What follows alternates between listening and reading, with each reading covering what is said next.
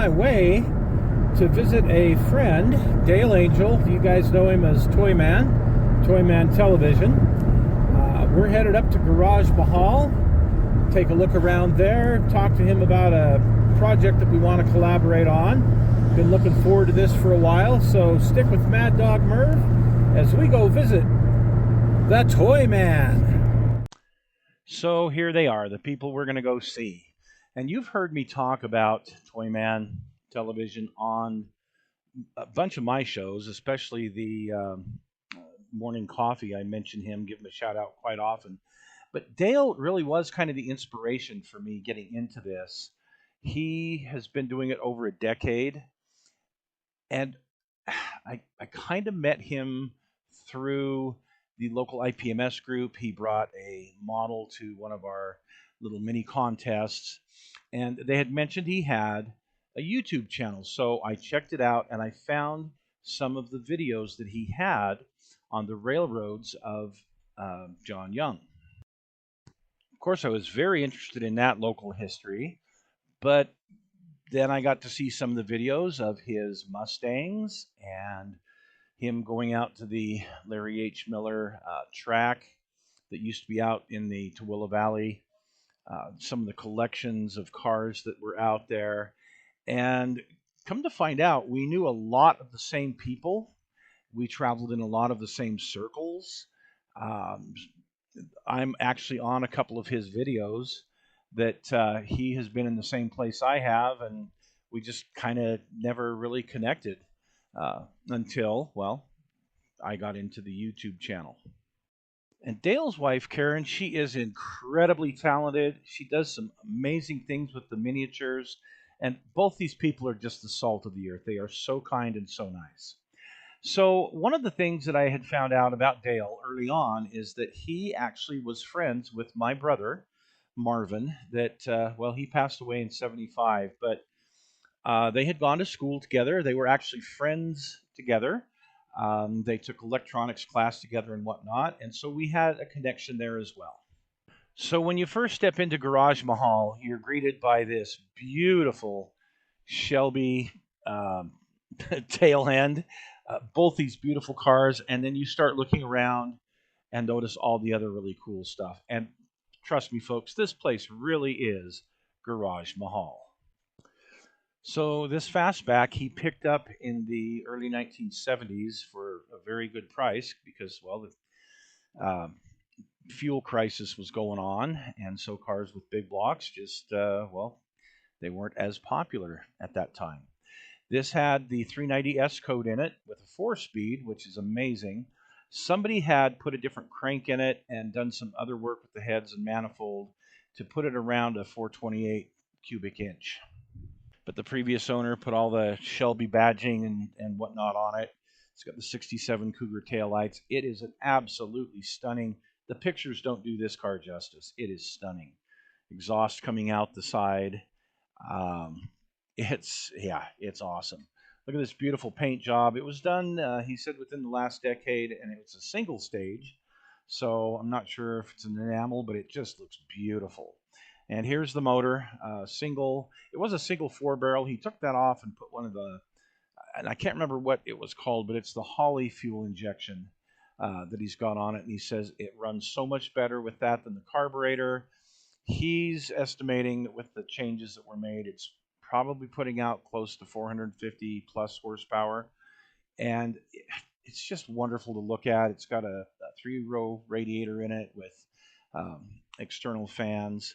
But you look at the heads, and yeah, look at that. So definitely has some different heads than the 390S code had. So anyway, the kids love it. You know, this large scale is perfect. Yeah, as long as you got the room. At some point, find its way up there with the other 8 scales. Yeah. And that's a scratch-built depot that Al started.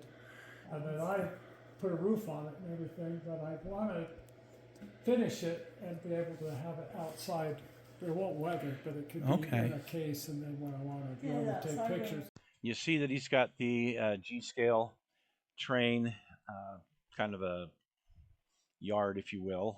There's a turntable and whatnot, but he's got that at this end of the garage. This beautiful scenery that he painted, a bunch of the other models that he's got up there, and of course the BDX-09, which check out his shows on that Mustang. It's absolutely amazing. So this jukebox that right inside the door came from Helper, Utah. I guess it was in one of the bars there, and there's a really neat story that he has behind it. I believe it's on one of his shows, so you'll have to check that out. And this as well, this one-armed bandit here, again, he has a show on this one. You'll want to check it out. It's really a cool story of how he acquired it, how he reacquired it. He's an amazing man. He has some interesting stories. But this piece here, I thought was really cool. It's a pinball machine that actually came from the Enola Gay hangar over in Wendover. And apparently it was used in I'm assuming the enlisted men's club building there during the 1950s and 60s when the Air National Guard was stationed there. So here's the back wall, and you can see the little turntable. I love G-Scale. The size is just awesome if you've got the room for it, which he does. I did not get the recording of it going outside and around the yard, but again, check out his videos. Anything that has to do with this train layout. He's an amazing modeler and very creative. I've learned a lot from him, but again, just the wow factor on his stuff, it is pretty amazing. Here's a piece up high on the higher level that he's got, and the little building that's lit, that mirror behind it, so it looks like the whole thing goes farther back, but that's the end of the garage right there. Really cool. And this thing that he did a while back on one of his shows that makes it look like it's got an infinity tunnel in it, well, it's done with a mirror, and it really sparked my interest to make something similar, which I have. But just amazing what he has done with that. Such a cool layout. And then there was this right by there, the goat with the dynamite, and he explained that this was from a episode of Andy Griffith that, and I don't remember it from back in the day, but that's replicating something from one of those episodes. So when you come through the garage into what used to be the third bay, you've got a bathroom in here that has got a train running through it, literally. And this is where it goes to the outside, the outdoor. There's a flap there at that tunnel, and it'll run right outside year round into the backyard. Little kitchenette he's got here, but this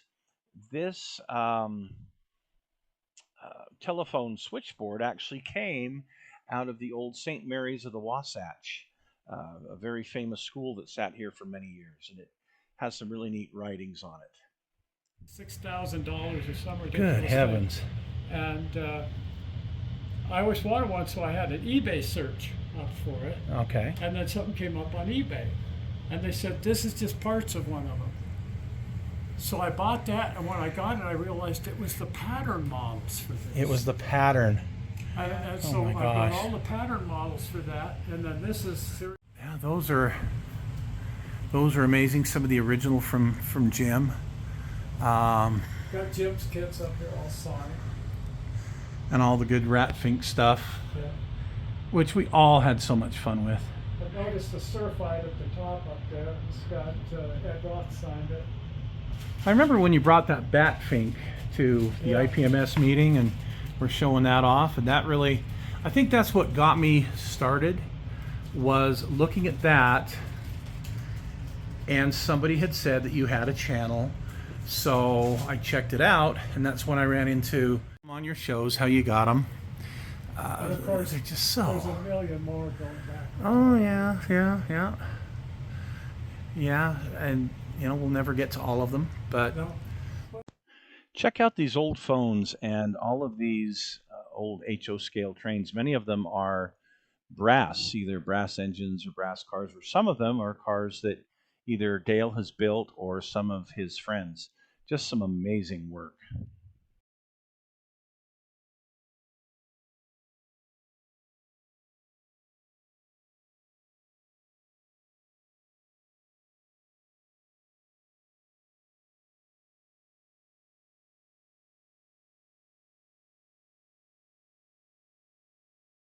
The interiors on these were just he was a treasure. He really was. And finally, here's some of the brass engines that have been done by some of the local guys you may know. Again, check out his shows on all of these, and he'll tell you some great stories. They're absolutely amazing. Well, there you have it, folks. Toyman at his very best. Great people. He and Karen are they're both amazing. They're wonderful. And, well, good friends. It's going to be fun to do some more collaboration with him and some other shows. So thanks again to them for allowing us to do this.